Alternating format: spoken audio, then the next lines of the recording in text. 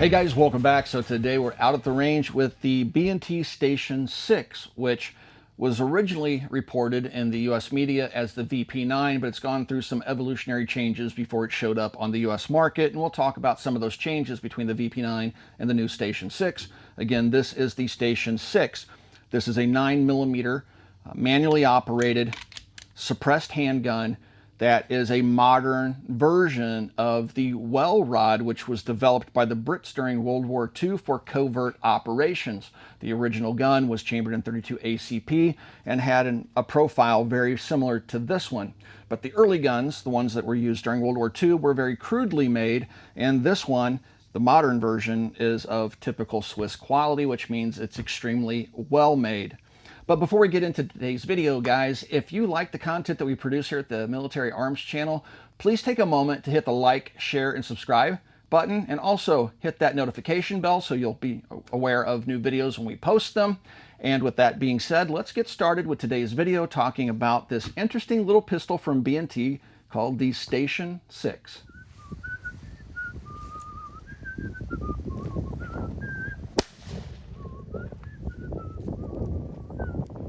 So you will notice my clothing has changed, and that's because when we were filming the original video, emergency arose and we had to take care of that emergency, and it took us a few weeks to get back around to finishing up the video. So today it's cold and rainy, believe it or not.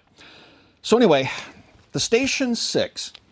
This handgun obviously is a modern version of the original World War II Welrod pistol, which was primarily made out of stampings, a very crudely made gun meant for special operations or secret operations during the Second World War. This gun pays homage to that original design, but it's just been modernized, and obviously the quality has been improved and uses modern manufacturing techniques for a fun to shoot modern version of that Welrod pistol. So you may remember this handgun being talked about in the press as the VP9.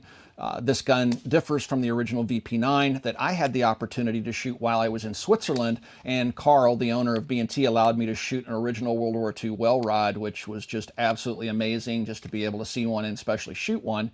And then they showed me the original VP9. I got to play with it, and I was so excited to see that thing come to the US market. And about a year later or so, the gun started to show up where they could be purchased through distribution. This one was picked up through distribution by Copper Custom. And so this gun, again, is very much like the original Welrod. The first version of the VP9 did have its own proprietary magazine. When you would release the magazine, right here we see this big line.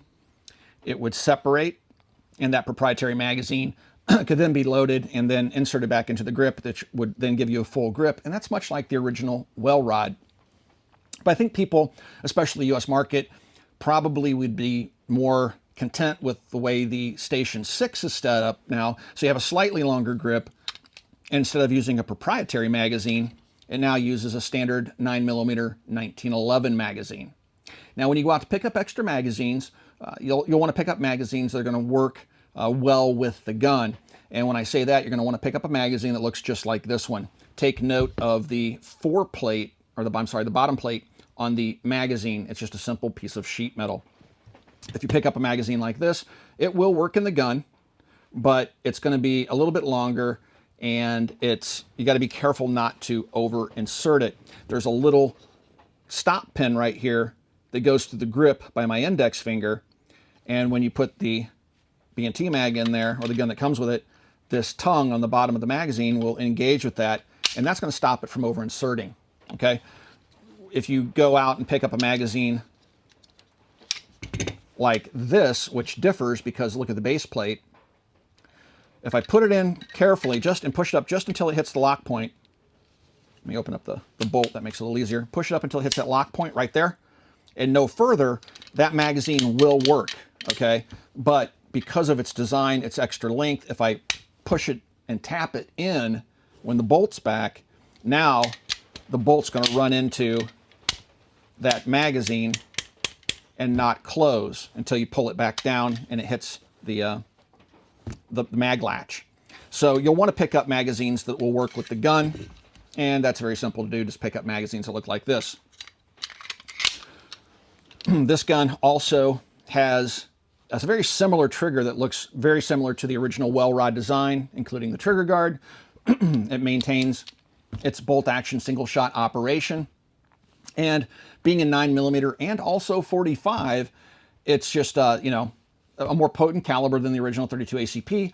And it is just a pure pleasure and fun to shoot gun. Now, right now, the Station 6, now you probably remember the gun being called the VP9. In the earlier versions, it came with a nice presentation case. It came with 2 silencers, one with wipes, one with baffles. The baffled can was referred to as the training suppressor. Now it comes in a nylon bag with the gun and the wiped suppressor. The training can with baffles can be purchased separately if you would like, so you don't have to worry about wipes. The wipes are good for about 10 shots with subsonic ammunition. But you can also now run it with a standard 9mm can.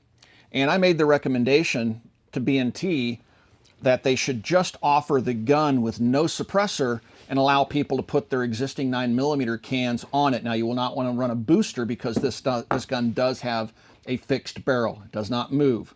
Also, it has standard 1/2x28 threads, so it will work with your regular old 9mm can. So they tell me that they will eventually, perhaps next year, offer the gun by itself, no can, and allow you just to run your standard 9mm suppressor on it, which gives really, really good performance. We got some really good numbers out of the Silencer Co. Octane 9 on this gun. The wiped can is pretty much there, so you can have that air of authenticity, you know, paying homage to the original design, because it too was a wiped can. And then if you want, you can pick up the one without the wipes, so you don't have to change the wipes every 10 or so rounds. And you can run supersonic ammunition through both of these cans now, but you'll want to run subsonic ammunition. It's a fairly small, low volume can, so you'll be able to pick this up if you want, just to maintain the original look of the, you know, Station 6. But I think for a lot of folks out there, they're probably just going to want to buy the gun like this and run their own can. I like having the B&T cans because it just kind of completes the look. The gun itself is a single shot bolt action, just like the original design of the Welrod. It has a grip safety. If I could change one thing on the gun, I would extend this grip safety down just a little bit further. You do have to have a nice deep grip on the gun and a nice tight grip and fully depress that safety before the gun will fire. It's also worth note the weapon is empty. I'll go ahead and take the magazine out, but the weapon is empty. When you close it, rotate it, has 2 locking lugs. You can see when it's in battery, you have 2 red dots that line up. When the gun fires, you will also have to maintain a tight grip on it after that striker is down to open and cycle the bolt. If you fire it and then release your grip from the grip safety, the bolt will only come about there and stop until you hit that grip safety, and then it will open up. Once the striker's cocked, however, you don't need to worry about the grip safety. You'll notice it has really good sights on it. They're adjustable for windage. You can drift the rear sight left and right, but they have nice big white markings on it, easy to pick up even in low light. The trigger is very much like the original in terms of its profile. Looks just like the original Welrod.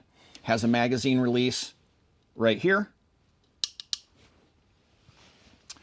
And yeah, it's a lot of fun to shoot. All right, guys, so we only get one shot at this because these are brand new wipes inside of the can. I have some Federal 147 grain ball ammunition loaded up, 3 rounds. We're trying to preserve the wipes for more testing this afternoon, but the most important test is the sound test. So we have our BK sound meter set up. We're 1.6 meters off the deck, 1 meter left of the muzzle, and we will fire 3 rounds, and then we'll see what that average is. So with that being said, let's go ahead and charge up the pistol.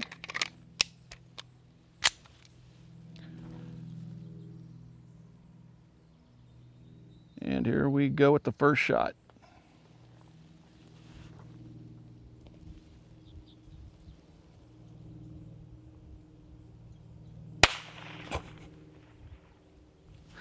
Wow.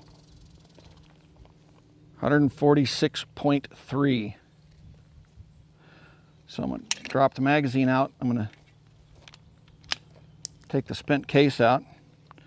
Take a look at the end of the suppressor, and you can see that it ripped right along that cross.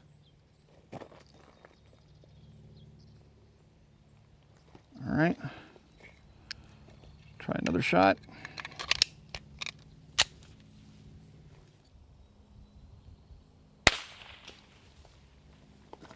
$137.8.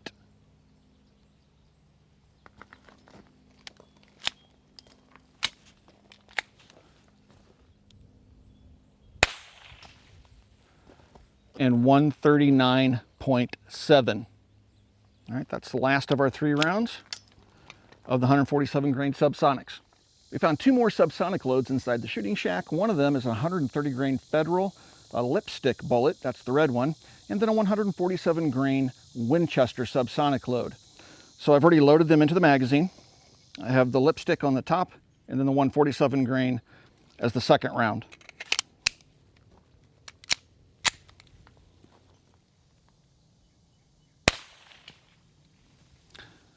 The lipstick round gave us 138.3 decibels.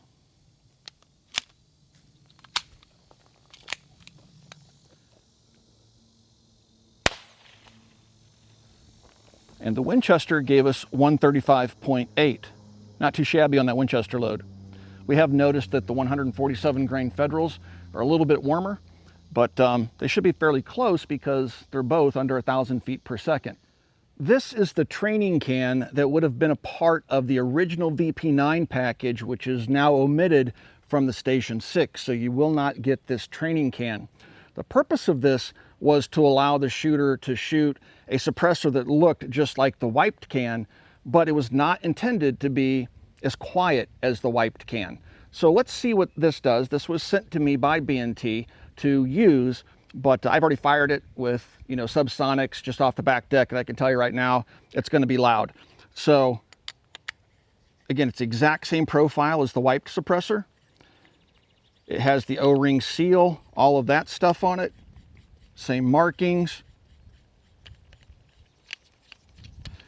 I think it'd be kind of neat if B&T offered this with the Station 6, but just took the baffles out of it so you didn't have to pay a $200 tax for it. It would just be basically a fake suppressor. And then you could pick your gun up, wait for the Form 4 to come through on the actual suppressor, and still be able to shoot your gun and enjoy it, or put one of your own 9mm suppressors on the gun.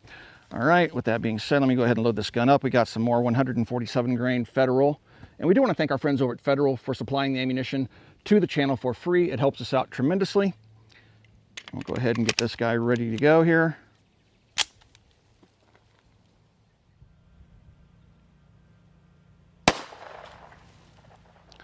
$145.5.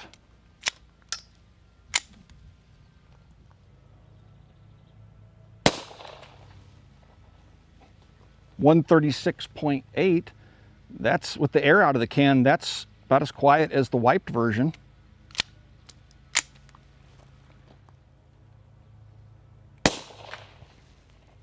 And 137.2. So that's interesting. So we have not put either of these cans on the meter until today, and it's interesting that the training can is giving as good or maybe even a little bit better numbers than the wiped can. Interesting, didn't expect that. Now let's give the Station 6 a try with the Octane 9 silencer coast suppressor. This can has quite a bit more volume to it than the training suppressor or the wiped can. Again, we have some 147 grain Federal subsonics.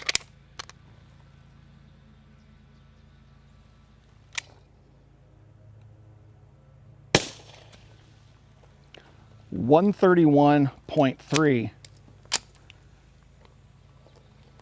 That's pretty quiet. 125.4 when the air is out of the can.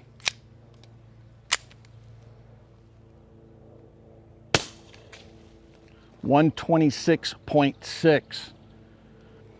So this little guy with the larger volume can is really quite impressive in terms of the numbers. 126, guys, we're talking about 22 long rifle suppression at that decibel reading.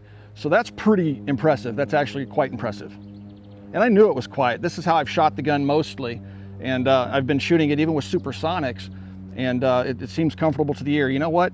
Let's load up some 124 grain rounds and see how they meter, because they're not going to quite break the sound barrier because of the short barrel. So let's see what the supersonics do versus the subs.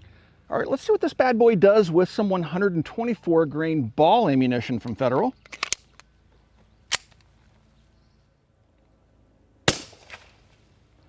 .130.7.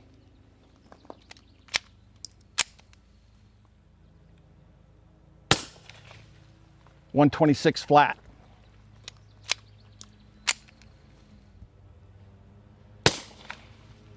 .130.2. So with the Station 6, you can use supersonic loads with an aftermarket can. Right now, the way the gun is set up, you don't want to run supersonic loads through the wiped can. B&T tells me that they're going to make a change to the end cap, which will be available to existing owners if you already have one, that will kind of make the can last longer, make the wipes last longer with supersonic loads. So, but right now, it would seem that if you purchase one of these and use a high volume 9mm can, you can get some really impressive meter numbers. All right, so let's see what the sound readings are at the shooter's right ear from a position behind the gun. That's the most critical reading, because that's what's going to tell us what the sound is like at our ears. After all, we're trying to preserve our hearing with a suppressor. 3 rounds of the Federal 147 grain ammo loaded up.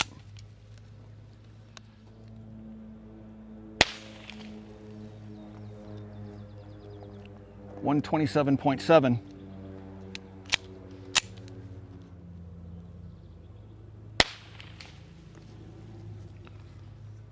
129.3.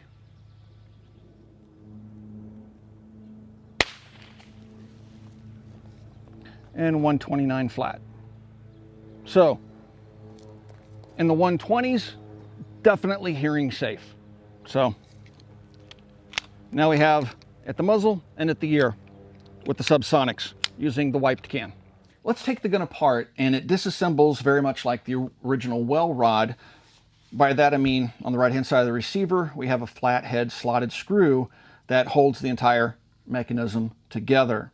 So before we start to disassemble the gun, of course, we're going to want to make sure the weapon's empty. So I'm going to hit the mag release on the left hand side, drop out the magazine, open the bolt, and make sure that I can see that there's no round in the chamber. Crop dusters are out today. All right, so now the gun is clear. Take a flathead screwdriver, make sure you get the appropriate sized head, because you do not want to mar the gun up. It's a fairly broad head on the flathead. And then you're just going to break that screw loose, and it will pop right out. When the screw comes out, the bolt will slide out the rear of the gun. You'll notice 2 things. There are 2 locking lugs on the bolt, and the bolt will rotate. And that's the locking lugs primarily rotating in and out of engagement, while the bolt itself stays in the same position, because the big screw is holding it in that position. So only the rear of the bolt turns to lock and unlock. The polymer piece that is inside there, I'm going to see if I can just knock it out.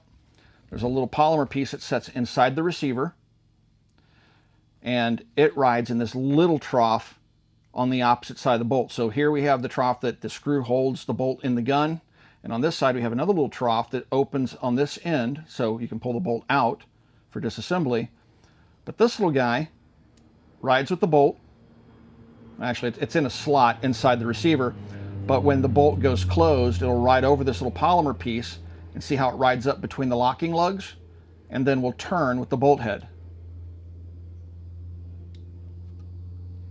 So let's take this little tool, slip it into the end cap, twist, break that loose,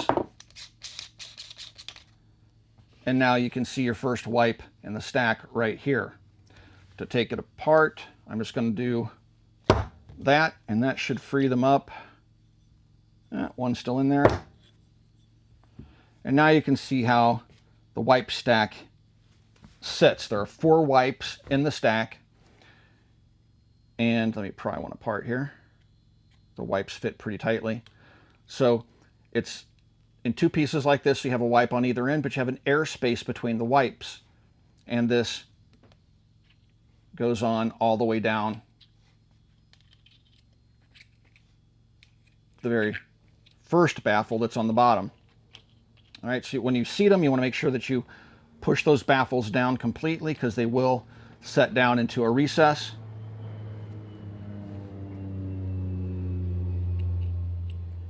Like that. The baffles look like this. They have a cut in them to make it easier for the bullet, the first round, to pass through and then seal up behind it. And with subsonic loads, these baffles are good for about 20 or 30 shots before they're expired. Put it back together, just stack all your wipes and spacers up, slide your suppressor body back over that stack, turn it over, and put your end cap back on.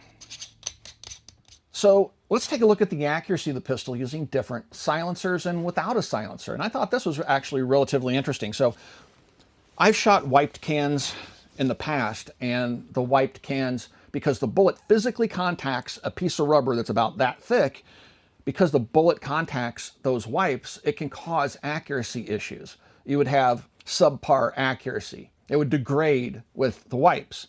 What we found to be really interesting about the Station 6 is at 10 yards, here's 5 shots of Federal 147 grain subsonic ammunition. We'd like to thank our friends over at Federal for supplying the ammunition free of charge to the Military Arms channel, so we can bring you videos like this. So Federal rocks, been shooting them my entire life, even as a kid. So with Federal 147 grain subsonics, aiming here at this dot, this is where my point of impact was, at 10 yards. So as you can see, the wipes did not negatively affect the accuracy at all. I mean, that's pretty much all rounds touching.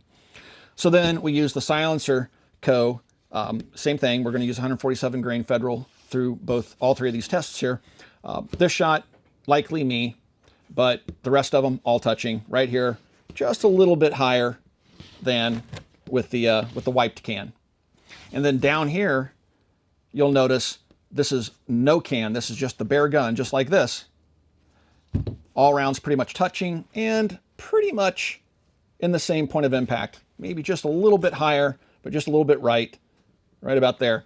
So really, what's interesting is you'll notice these groups are about in the same spot. Now, also keep in mind at 10 yards, I'm on a decline here, so I'm more level when I'm shooting here. I'm shooting down at an angle here, and I'm shooting down at an even steeper angle here. So that could have some effect on actually the elevation of the shots that have impacted the target here. So what's important to note is that the wipes do not degrade the accuracy of the gun whatsoever. The Station 6 pistol is a lot of fun to shoot. It's not for everybody. I know I'm going to see in the comments down below, people are going to say, oh my God, it's completely useless. It's horrible. Who would pay that kind of money for something like that? It's dumb. No, it's not. To somebody like me, a collector, to somebody like me that likes historical firearms, this gun is a lot of fun and is extremely cool. I am so glad that they brought this to market. Now, I know some folks are going to say they wish they had the original VP9. I've already seen that in some of my Instagram posts. And so I understand that. I think the separating grip is kind of cool because it's more like the original, but this actually makes a little bit more sense because of the 9mm 1911 magazines. I think in the long run, people that do buy these will be thankful that should these go out of production, which eventually they will, they'll still be able to get new magazines for the gun or extra magazines. You're not going to pay an arm and a leg for one that has molded plastic and all sorts of stuff into it being proprietary.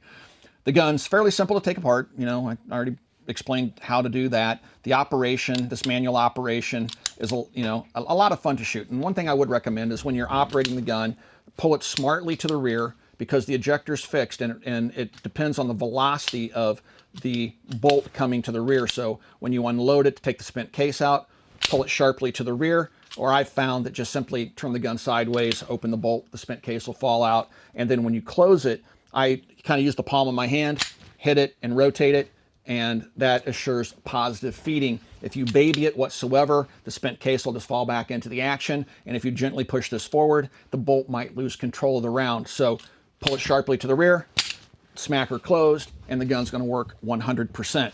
The 1/2x28 threads, being able to use standard 9mm cans, I think is a tremendous value add to the gun. And I think when B&T actually start selling these without silencers, I think you're going to find probably more people are going to want one because they already have a 9mm can. And with a larger volume can like this, you're definitely going to get better suppression. The optional training can with baffles in it, again, very low volume if you take a look at it compared to an Octane 9. It wound up being as quiet, if not more quiet, than the wiped version. This also brings me to another point. With wipes, you run into this legality issue. So the ATF flip-flops all over the place with things like silencers. So it is illegal to own silencer parts even if you own the can that goes with it. You can't have extra baffles, for example. Except if you buy a can that you can disassemble and take a couple baffles out, then you can have extra baffles laying around. I'm just highlighting the idiocy of the ATF and their arbitrary rulings. They came out a year or two ago and said it was illegal for you to cut or own your own wipes. They considered these to be suppressor parts. So you can either send the can back to B&T and they'll replace the wipes for you, just cost of shipping, or B&T tells us, and this is a legality, I'm not giving legal advice, but if you buy it from your 0702 dealer, that 0702 dealer can have wipes in the store. You can take the can to the store, the dealer can quickly put the wipes in it for you, and you can go back out. I'm not sure about that. I'm not a lawyer. I haven't consulted a lawyer, but that's what I was told. So a lot of folks, if they want the look, you'll want to pick up the training silencer. Let me get this on here. I am really bad at hitting threads, which is kind of funny. So you'll want that, you know, original VP9 / Station 6 look. The training can is really nice. You don't have to worry about the wipes and things like that. But when you buy the gun and you get the wiped can, I think it's cool because this, again, goes back to paying homage to the original Welrod design. This is cool because this is the way the original was designed. Even if you don't take it out and shoot it very often, just having the ability to do so is like going back in time. It's really, really cool. So, yeah, that is about everything I have to say about the gun. Quality spot on, a little expensive, very cool to shoot, a lot of fun to shoot. I probably will wind up shooting it with the training can or the silencer co using subsonic ammunition. If you just want to go out and do a little discreet shooting, this thing is going to be an awful lot of fun, especially if you're a history buff like myself. All right, guys, I look forward to reading your comments down below. I know you guys are going to be very opinionated on what you think about the Station 6. I enjoy the gun. I love the gun. I'm a B&T junkie. I love everything that they put out. But then Carl and I, the owner of B&T, share similar interests. He makes all sorts of really cool 80s guns, brings them back to life as quality-made Swiss guns, and I've talked about that in previous videos. So when they do stuff like this, I naturally will want to own it. So I get it. It's a very specialized product. It's, you know, B&T is not a budget brand, so you're going to pay for picking one of these up. But in the end, I think folks are going to really enjoy shooting this pistol. Again, if you're a history buff or you just like shooting something a little bit odd and out of the ordinary. Guys, if you'd like to support us here at the Military Arms channel so we can continue to bring you videos like this, please consider becoming part of our Patreon family. I answer all private communications on Patreon. You get early access to videos like this, and we've built a fun community over there. There's a link in the video description below. Also, right here on YouTube, you got that little join button underneath the video player you're watching right now. Click that join button and consider supporting us here on YouTube in the age of demonetization. And last but not least, guys, please swing by and check out coppercustom.com. Thank you, guys, for 13 years of support. We'll talk to you guys soon.